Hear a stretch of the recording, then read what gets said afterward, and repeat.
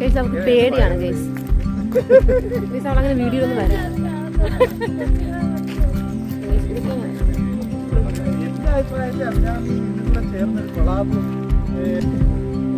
നല്ല അടിപൊളി, നമുക്ക് നല്ലൊരു ആംബിയൻസ് ഉണ്ട് കേട്ടോ.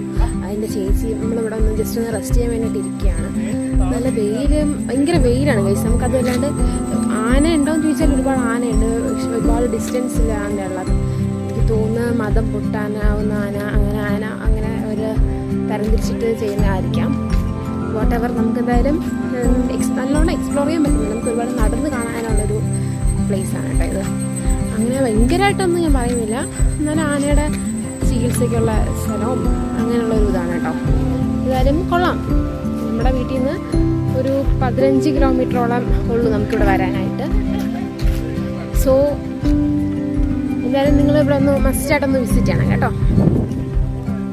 ഇപ്പം ഗൈസ് ഇവിടെ നമുക്ക് ഓണത്തിൻ്റെതായോണ്ടാവാം ഇവിടെ അത്തയിടുന്നൊരു സംഭവം ഇവിടെ ഇതാക്കണ്ടോ.